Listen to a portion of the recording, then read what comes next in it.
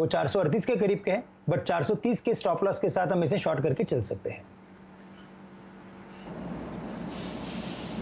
बिल्कुल, तो देखिए 500 का जो नया टारगेट है, 1500 के पुराने टारगेट के बाद 500 का नया टारगेट है, लेकिन ये स्टॉक ऑलरेडी 420 के लेवल पर इस समय आपको ट्रेड करता हुआ दिख रहा है। तो यहां से भी नीचे के टारगेट टेक्निकली जरूर आ रहे हैं, लेकिन ये बात सही है कि इसमें काफी बड़ी गिरावट आ चुकी है और उसके बाद ये टारगेट रिवाइज हो रहे हैं और अब रिवाइज टारगेट दरअसल यहां से ऊपर है। तो ये इंटरेस्टिंग रिपोर्ट जिस पर इस समय हमारी नजर है। लेकिन जिस स्टॉक पर वीरू आप चर्चा कर रहे थे, BHEL आपका पसंदीदा स्टॉक है, मुझे लगा आप इस पे बात को आगे बढ़ाएंगे, लेकिन ये दूसरी रिपोर्ट हमारे सामने आ गई। BHEL ने कल बहुत अच्छी तेजी दिखाई और आज उस बढ़त को काफी हद तक गंवाया है जो कल की कमाई थी। आपका अपना ऑब्जर्वेशन वीरू इस पे क्या है, पहले आप बताइए, क्योंकि आप तो बहुत अच्छी तरह परिचित हैं इस कंपनी से। देखिए, पहली चीज़ तो यह है कि मुझे थोड़ा सा खबर ये मिली है कि जो लॉकडाउन में थी BHEL, अब थोड़ा सा वहाँ पे कामकाज शुरू हो गया है।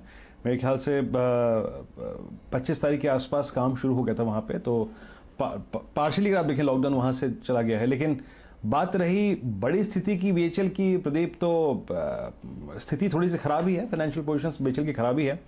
अब ये है ना कि सारा का सारा दारोमदार जो है टरबाइन कारोबार से तो हट गया है, वो तो अब बहुत पीछे चली गई कहानी। अब नई कहानी है एग्जैक्टली आपकी यहाँ पर ये battery charging station, solar segment, अभी उसमें कैपिटलाइज करने में वक्त लगेगा। लेकिन मेरा कहना बस प्रदीप ये है कि अगर आप BHEL में इन्वेस्टमेंट करना चाहते हैं, अभी जिस प्रकार की टिप्पणियां यतिन ने करी, CLAC की रिपोर्ट का जिक्र किया, अब आपको BHEL को डिफरेंट पर्सपेक्टिव से देखना पड़ेगा। अब आपको भूलना पड़ेगा कि कब इसका IPO आया था। उस वक्त ये एक हाइड्रो कंपनी थी, टरबाइन बनाने के कारोबार में थी। अगर आप हिस्ट्री से कंपैरिजन करेंगे ना इसका, तो आप कभी भी इसको बाय नहीं कर पाएंगे। अब आपको 22 रुपए पे एक नई कॉल लेनी पड़ेगी, एक ऐसी कंपनी जो कि दिक्कत से बाहर आ रही है और कुछ नए सेगमेंट्स पे वो कैपिटलाइज कर रही है। अब आपको इतिहास से बाहर निकल के देखना पड़ेगा। शर्मिला से एक टेक ले भी लेता हूं। शर्मिला, एक जमाना था BHEL को टरबाइन कारोबार के लिए सबसे ज्यादा जाना जाता था, लेकिन उसके बाद जब ADAG ग्रुप से इनको कंपीट करना पड़ा, चाइना से कंपीट करना पड़ा, उसके बाद इनके कुछ क्वालिटी इश्यूज थे, उसके चलते BHEL सिस्टम से बाहर हो गई। अब थोड़ा सा ये दूसरे सेगमेंट्स पे फोकस कर रहे हैं। आप BHEL को कैसे अप्रोच करेंगे इन लेवल्स पे, 22-23 रुपए के प्राइस पे? और आपने CLAC की रिपोर्ट को भी सुना भी। तो बिल्कुल, एक तो मैं आपसे बिल्कुल कंप्लीटली एग्री विद यू कि आप अगर हिस्टोरिकली अगर BHEL को देखने लगे तो आप कभी इसको खरीदेंगे नहीं, because I been in the market long enough to see the stock at 4000। तो बहुत दुख होता है जब ये प्राइस पर स्टॉक को ट्रेड होते हुए देखते हैं। तो I would never have the courage to buy it unless I believe कि इसमें फ्यूचर और कोई अलग तरह का बिजनेस और स्टोरी बन रही है। So coming to the fact, yes, definitely जिस तरह से ये रिपोर्ट ने हाईलाइट किया है कि there are other business lines etc that they're getting into, पर मेरी राय सिर्फ इतनी है कि अभी के एनवायरनमेंट में अगर आपको चूज करने पड़े 4-5 सेक्टर जिसमें आपको दिखता है कि इमीडिएटली आगे चलकर चीजें पिकअप हो, then I would still put capital goods and these kind of companies maybe in the third or fourth round of buying, क्योंकि मुझे लगता है कि जब इमीडिएटली चीजें स्टार्ट होगी तो प्रोबेबली जो सेक्टर्स आप सुबह से बात कर रहे हैं जैसे केमिकल्स है, फार्मा है, probably I would add IT to the list, maybe even metals. I think even जो थोड़ी देर पहले आप वोल्टास की बात कर रहे थे, I think pent up buying इस तरह के स्टॉक्स में आएंगी, maybe even automobiles. So I would still put capital good companies because हमने देखा है कि वो capex साइकिल अभी तक रिवाइव नहीं हुआ है, तो उसके चलते I would still put cement, infra, capital goods still in the second or third sort of list of buying. So for me BHEL is still an avoid, not because of historical reasons, but as I said कि मुझे लगता है कि अभी भी इसको थोड़ा time देना चाहिए।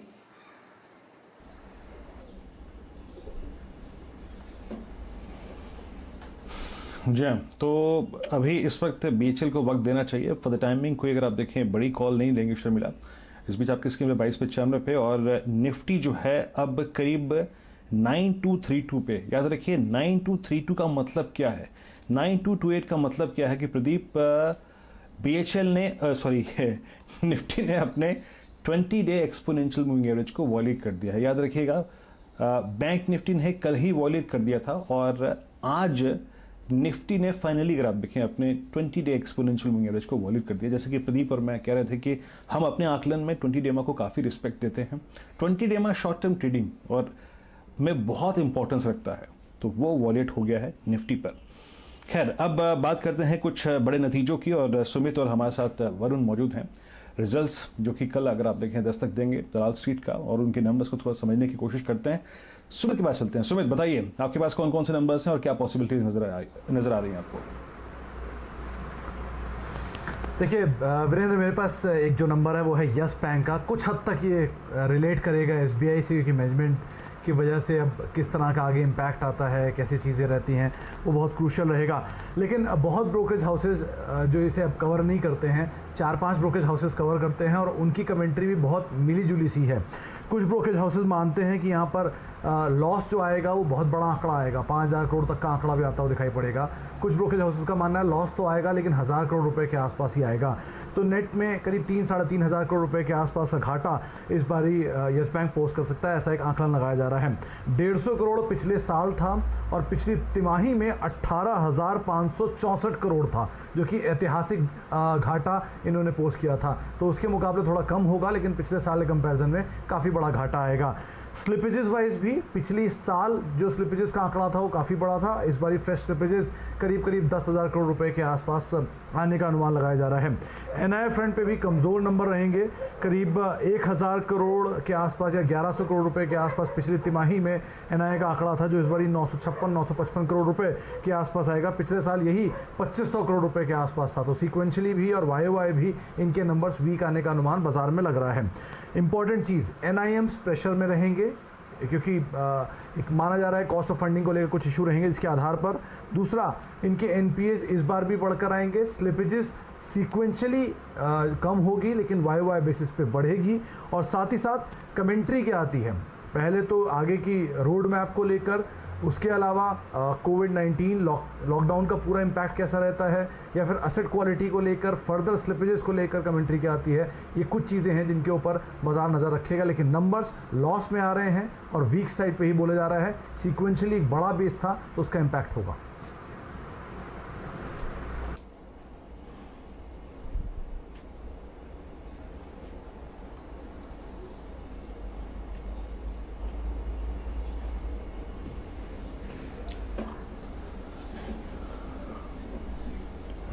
तो ये है यस बैंक की। अगर आप देखें नंबर की पॉसिबिलिटी, आपके स्क्रीन पे अगर आप देखें नंबर्स काफ़ी कमज़ोर रहेंगे।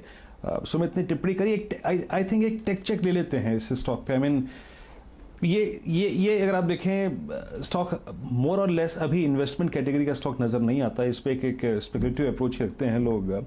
आपकी राय क्या रहेगी श्रीकांत, आप कैसे अप्रोच करेंगे इस स्टॉक को? एक छोटी सी ट्रैजेक्टरी जहां पर ये ट्रेड करता है 27, 28, 26, आपको इसमें कोई बहुत बड़ा ट्रेड या फिर इन्वेस्टमेंट अपॉर्चुनिटी टेक्निकली नजर आती है क्या? आई मीन, और आपके कुछ क्लाइंट्स जो कि क्वेरीज करते होंगे यस बैंक के रिगार्डिंग, उनको आप लोगों ने सजेस्ट क्या किया इस वक्त?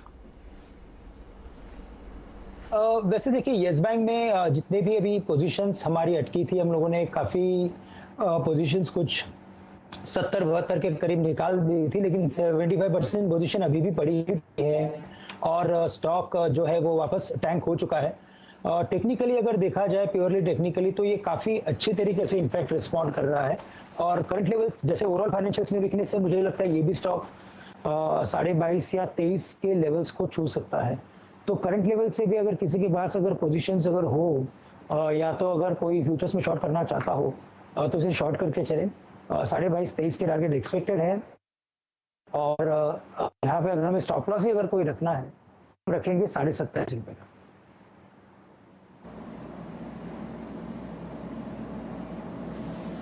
जी, तो फिलहाल ये कॉल आपके लिए आती हुई, लेकिन देखिए एसबीआई लाइफ का अनुमान इस समय आपकी स्क्रीन पर है। 458 करोड़ से बढ़कर मुनाफा 531 करोड़ पे पहुंच गया है और प्रीमियम इनकम 11,333 से बढ़कर 11,863 पे पहुंचती हुई नजर आ रही है। हमारे अनुमान से बेहतर है ये नतीजे, ध्यान रखिए। 485 करोड़ का अनुमान था उसके सामने। शर्मिला, आपकी क्या राय है इन नतीजों पे जो आंकड़े अब तक हमारे सामने हैं? नहीं, मैंने आंकड़े नहीं देखे।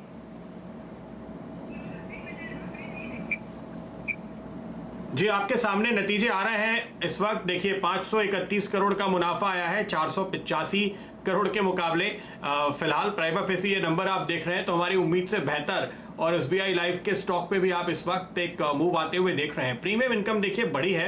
हालांकि इस क्वार्टर के दौरान जो टिप्पणी आ रही है इन कंपनीज की ओर से, उनका ये भी कहना है कि कुछ इनकम थोड़ी डेफर हुई है जो अगले क्वार्टर में आएगी, चूंकि थोड़ी रियायत दी गई है इस लॉकडाउन को देखते हुए। तो जो आप मार्च के क्वार्टर में जितना प्रीमियम आते हुए देखते हैं, शायद उसका कुछ हिस्सा अगले क्वार्टर में स्पिल होता हुआ